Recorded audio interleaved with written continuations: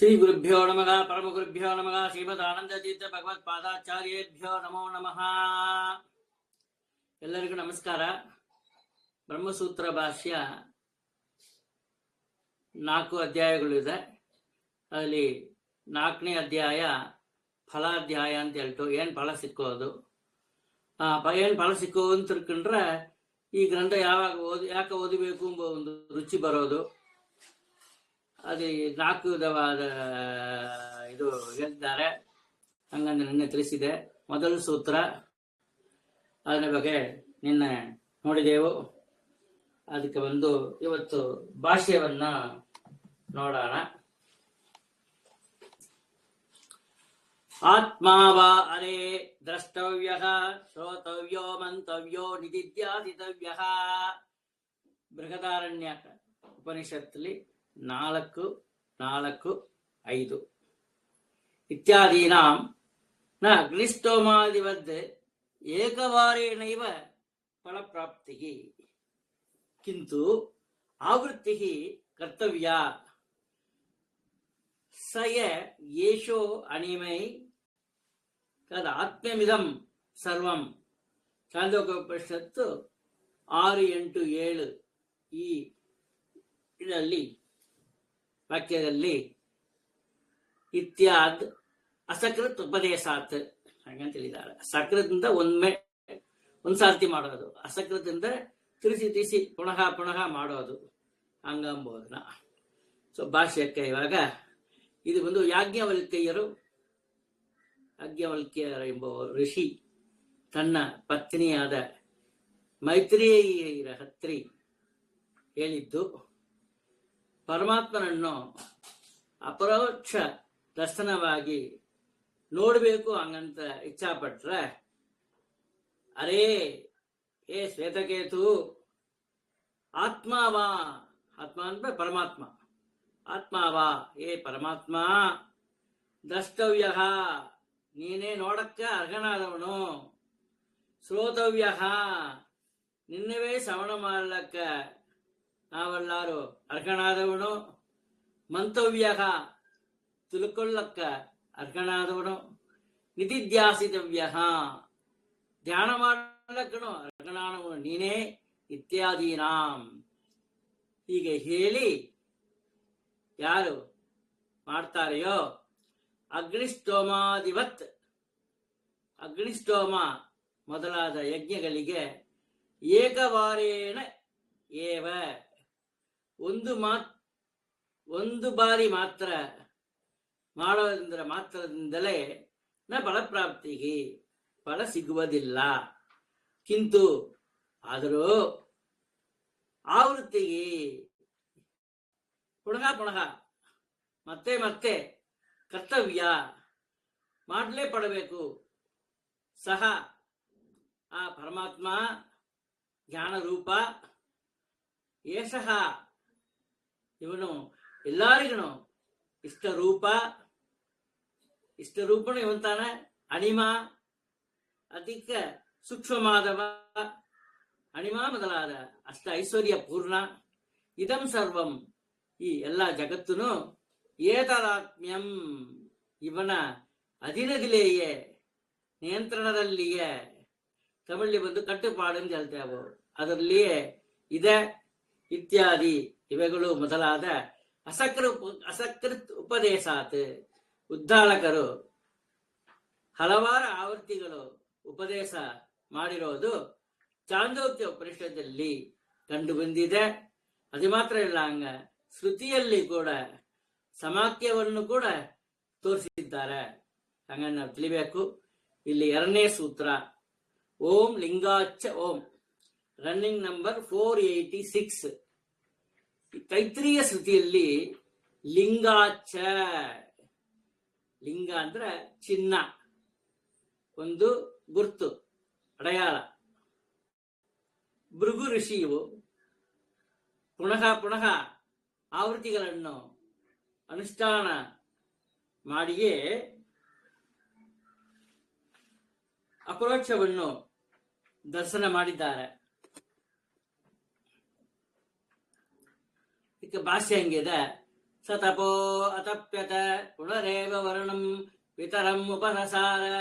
ತೈತ್ರಿಯ ಉಪನಿಷತ್ತಿನಲ್ಲಿ 3, 1, 2 ಇತ್ಯಾದ್ ಆವರ್ತನ ಲಿಂಗಾಚ ನಿತ್ಯಶಃ ಶ್ರವಣಂ ಚೈವ ಮನನಂ ಧ್ಯಾನಮೇವ ಚ ಕರ್ತವ್ಯಂ ಏವ ಪುರುಷೈಃ ಬ್ರಹ್ಮದರ್ಶನಂ ಇಚ್ಛುಭಿಃ ಇತಿ ಬೃಹತ್ತಂತ್ರೇ. ಬೃಹತ್ತಂತ್ರ ಹಂಗಂಬ ಒಂದು ಗ್ರಂಥದಲ್ಲಿ ತೈತ್ರಿಯ ಶ್ರುತಿಯಲ್ಲಿ ಸತಪೋ ಅತಪ್ಯತ, ಭೃಗು ಋಷಿ ತಪಸ್ ಮಾಡಿದರು. ಪುನರೇವ ಮತ್ತು ಪಿತರಂ ವರುಣಂ, ತನ್ನ ತಂದೆಯಾದ ವರ್ಣನತ್ರ ಉಪಸಸಾರ ಹತ್ರ ಬಂದು ಪ್ರಶ್ನೆ ಮಾಡಿದರು. ಇತ್ಯಾದಿ ಇವೆಗಳು ಮೊದಲಾದ ಆವರ್ತನ ಲಿಂಗಾಚ ಪುನಃ ಪುನಃ ಮತ್ತೆ ಮತ್ತೆ ಶ್ರವಣ ಮಾಡಿ ಗುರು ಕಂಡು ಬಂದಿದ್ದರಿಂದ ಅದು ಮಾತ್ರ ಇಲ್ಲ, ಹಂಗ ನಿತ್ಯ ಸಹ ನಿರಂತರವಾಗಿ ಪ್ರತಿದಿನವೂ ಶ್ರವಣವು ಮನನಂ ಚೈವ ಮನನವು ಧ್ಯಾನಂ ಏವಚ ನಿಧಿಧ್ಯಾಸನವೂ ಕೂಡ ಬ್ರಹ್ಮ ದರ್ಶನಂ ಭಗವತ್ ಅಪರೋಕ್ಷ ದರ್ಶನವನ್ನು ಇಚ್ಛುಬಿಗಿ ಪುರುಷೈಗಿ, ಯಾರು ಇಚ್ಛೆ ಪಡ್ತಾರೋ ಭಗವದ್ ದರ್ಶನ ಬೇಕು ಅಂತ ಹೇಳಿಟ್ಟು ಅಂತ ಪುರುಷರುಗಳಿಗೆ ಕರ್ತವ್ಯಂ ಯಾವ ಮಾಡಲ್ಪಡಬೇಕಾದೇ ಇತಿ ಎಂದು ಬೃಹತ್ತಂತ್ರ ಎಂಬ ಗ್ರಂಥದಲ್ಲಿ ಕಂಡು ಬಂದಿದೆ. ತನ್ನ ಗುರು ಉಪದೇಶ ಮಾಡಿದ್ದನ್ನು ಪುನಃ ಹಲವಾರು ಆವೃತ್ತಿಗಳು ಮಾಡಲೇಬೇಕು ಹಂಗಂತೇಳಿ ತಿಳಿಸಿದ್ದಾರೆ. ಇತಿ ಆವೃತ್ತಿ ಅಧಿಕರಣಂ, ಇಲ್ಲಿ ಆವೃತ್ತಿ ಅಧಿಕರಣ ಮುಗಿತ್ತು. ಮುಂದೆ ಬರೋದು ಆತ್ಮಾಧಿಕರಣಂ.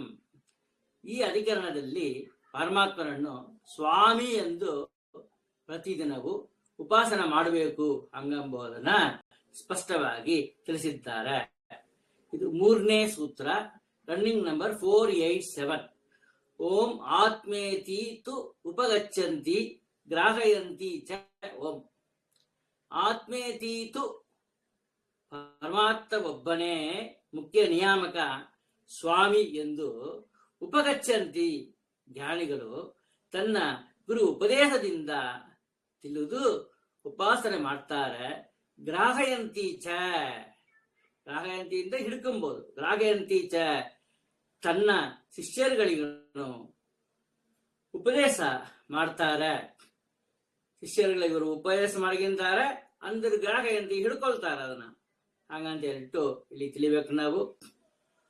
ಆತ್ಮೇದುಪದೇಶ ಉಪಾಸನಂ ಚ ಮೋಕ್ಷಾರ್ಥಿಭಿಃ ಸರ್ವತಾ ಕಾರ್ಯಮೇವ ನ ಅನ್ಯಂ ವಿಚಿಂತಯ ಆತ್ಮಾನಂ ಏವಾಹಂ ವಿಜಾನೀಯಂ ಆತ್ಮಾನಂ ಉಪಾಸ ಆತ್ಮಾ ಹಿ ಮಮೈಷ ಭವತಿ ಇತಿ ಹಿ ಉಪಗಚ್ಚಂತಿ. ಆತ್ಮೇತ್ಯೇವೋಪಾಸ್ಯ ಆತ್ಮೇತ್ಯೇವ ವಿಜಾನೀಹಿ ನಾನ್ಯಂ ಕಿಂಚನ ವಿಜಾನತ ಆನ್ಮಾ ಹ್ಯೈವೈಷ ಭವತಿ ಇತಿ ಗ್ರಾಹಯಂತಿ ಚ. ಇಲ್ಲಿ ಹೇಳ್ತಾರೆ ಮೋಕ್ಷಾರ್ಥಿಭಿಹಿ, ಯಾರು ಮೋಕ್ಷ ಬೇಕು ಅಂತ ಇಚ್ಛೆ ಪಡ್ತಾರೆಯೋ ಆತ್ಮ ಇತಿ ಉಪದೇಶ, ತನ್ನ ಶಿಷ್ಯರುಗಳಿಗೆ ಸೀಡರ್ಗಳಿಗೆ ಪರಮಾತ್ಮನೇ ನಿಯಾಮಕ, ಎಲ್ಲರಿಗೂ ನಿಯಾಮಕ ಎಂಬ ಉಪದೇಶ ಉಪಾಸನಂಚ. ಹಾಗೆ ತಾನೇ ಚಿಂತನೆ ಮಾಡಿ ತನ್ನ ಬುದ್ಧಿಶಾಲಿತನವನ್ನು ಅರಿವನ್ನು ಉಪಾಸನೆ ಮಾಡಿ ಸರ್ವದಾ ಕಾರ್ಯಮೇವ, ಸರ್ವದಾ ಯಾವಾಗಲೂ ಕಾರ್ಯಮೇವ, ಎಲ್ಲ ಕಾಲದಲ್ಲಿಯೂ ಎಷ್ಟೇ ನಮಗೆ ಅಡ್ಡಿಗಳು ಬಂದ್ರೂ, ಹಿಂಡ್ರನ್ಸ್ ಇಂಗ್ಲಿಷ್ಲಿ, ತಮಿಳ್ಲಿ ಎಡೆಯೂರುಗಳು ತಡೆಗಳು ಅಂತ ಹೇಳ್ತಾರೆ, ಅದೆಲ್ಲ ಬಂದರೂ ಕೂಡ ಮಾಡತಕ್ಕದೆ ಅಂತ ಹೇಳ್ತಾರೆ. ಅನ್ಯ ವಿಚಿಂತಯ, ಬೇರೆ ಒಬ್ಬರನ್ನ ಉಪಾಸನೆ ಮಾಡಕೂಡುದು. ಅಹಂ ನಾನು ಆತ್ಮನಮೇವ ಪರಮಾತ್ಮನನ್ನೇ ನನ್ನ ನಿಯಾಮಕ, ವಿಷ್ಣು ವಿಷ್ಣು ಅಂತ ಯಾಕೆ ಅವನಿಗೆ ಹೆಸರು ಬಂತು? ವ್ಯಾಪ್ತತ್ವಾತ್ ವಿಷ್ಣು, ಎಲ್ಲಾ ಸೆಳೆನೆ ವ್ಯಾಪ್ತಿ ಇದ್ದಾನ, ವ್ಯಾಪ್ತವಾಗಿ ಇರೋ ಕಾರಣ ವಿಷ್ಣು. ವಿಜಾನೀಯಾಂ, ತಿಳಿದು ವಿಶೇಷ ಶಾಸ್ತ್ರ ಜ್ಞಾನದಿಂದ ತಿಳಿಯು. ಜಾನೀಯಾಂ ತಿಳಿಯೋದು, ವಿಜಾನೀಯಾಂ ವಿಶೇಷ ಜ್ಞಾನದಿಂದ ಶಾಸ್ತ್ರ ಮೂಲವೇ ತಿಳಿದು ಆತ್ಮಾನಂ ಪರಮಾತ್ಮನನ್ನೇ ಉಪಾಸನೆ ಮಾಡ್ತಾನೆ.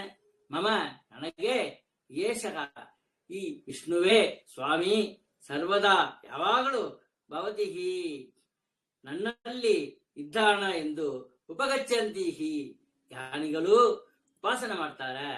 ಆತ್ಮೇತ್ಯ ಉಪಾಸ್ಯ ಪರಮಾತ್ಮನನ್ನೇ ನನ್ನ ಹೃದಯದ ಒಳಗ ಅಂಗುಷ್ಟ ಪರಮಾಣುದಲ್ಲಿ ಇರೋ ಭಗವಂತ ಅವನೇ ನಿಯಾಮಕ ಎಂದು ಚಿಂತನೆ ಮಾಡಬೇಕು.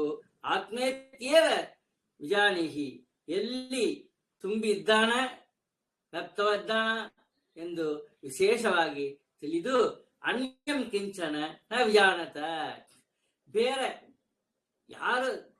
ಯಾವ ದೇವತೆಗಳನ್ನು ಸ್ವಾಮಿ ಎಂದು ತಿಳಿಯದೆ, ಅದು ತಪ್ಪು ತಿಳಿಯಲಿಕ್ಕೆ. ಏಷಹಿ ಈ ವಿಷ್ಣುವೇ ಆನ್ಮಾ ಭವತಿ ಸರ್ವಸ್ವಾಮಿಯಾಗಿ ಇದ್ದಾನ ಇತಿ ಗ್ರಾಹಯಂತೀಚ ಎಂದು ತನ್ನ ಶಿಷ್ಯರುಗಳಿಗೆ ಉಪದೇಶ ಮಾಡಿ ತಿಳಿಸಿದ್ದಾರೆ. ಹಂಗಂತ ಶ್ರುತಿಗಳಲ್ಲಿ ಇರುವುದರಿಂದ ಆತ್ಮೇತುಪಾಸನಂ ಕಾರ್ಯಂ ಸರ್ವತೈವ ಮುಮುಕ್ಷುಭಿಃ ನಾನಾ ಕ್ಲೇಶ ಸಮಾಯುಕ್ತೋ ಅಪ್ಯೇತಾವನ್ನೈವ ವಿಸ್ಮರೇತ್ ಇತಿ ಭವಿಷ್ಯತ್ ಪರ್ವಣೇ. ಭವಿಷ್ಯತ್ ಪರ್ವಣಿ, ಭವಿಷ್ಯತ್ ಪುರಾಣದಲ್ಲಿ ಕೂಡ ಮುಮುಕ್ಷುಭಿಃ ಸಂಸಾರದಿಂದ ಮೋಕ್ಷಕ್ಕ ಬಿಡುಗಡೆಯಾಗಿ ಮೋಕ್ಷಕ್ಕ ಇಚ್ಛೆ ಪಡುವವರು ಸರ್ವದಾ ಹಲವಾರು ವಿಧದಲ್ಲಿ ಯಾವಾಗಲೂ ಆತ್ಮೇತು ಉಪಾಸನಂ ಕಾರ್ಯಂ ಶ್ರೀಹರಿಯೇ ಸ್ವಾಮಿ ಎಂದು ಉಪಾಸನೆ ಮಾಡತಕ್ಕದ್ದು. ನಾನಾ ಕ್ಲೇಶ ಸಮಾಯುಕ್ತ ಅಪಿ, ನಾನಾ ಕ್ಲೇಶಗಳು ಅತಿ ತಾಪಗಳಿಂದ ಕೂಡಿದ್ದರಲು ಏತಾವತ್ ಈ ವಿಷ್ಣುವೇ ಸ್ವಾಮಿ ಎಂಬುದನ್ನು ನೈವ ವಿಸ್ಮರೇತಿ ಇತಿ, ವಿಸ್ಮರೇತ್ ಇತಿ ಮರ್ತೋಗಿಡೋದು, ನೈವ ವಿಸ್ಮರೇತ್ ಅದ ಮರೆಬಾರದು, ಜ್ಞಾಪಕದಲ್ಲಿ ಇಟ್ಕೊಬೇಕು ಹಾಗಂತ ಇಲ್ಲಿ ಹೇಳಿದ್ದಾರೆ. ಆತ್ಮ ವಿಷ್ಣು ರೀತಿ ಧ್ಯಾನಂ ವಿಶೇಷಣ ವಿಶೇಷ್ಯತಃ ಸರ್ವೇಷಾಂ ಚ ಮುಮುಕ್ಷೂಣಾಂ ಉಪದೇಶಶ್ಚ ತಾದೃಶಃ ಕರ್ತವ್ಯೋ ನಾಸ್ಯ ಹಾನೇನ ಕಸ್ಯಚಿನ್ ಮೋಕ್ಷಯಿಷ್ಯತೆ ಇತಿ ಬ್ರಾಹ್ಮೇ.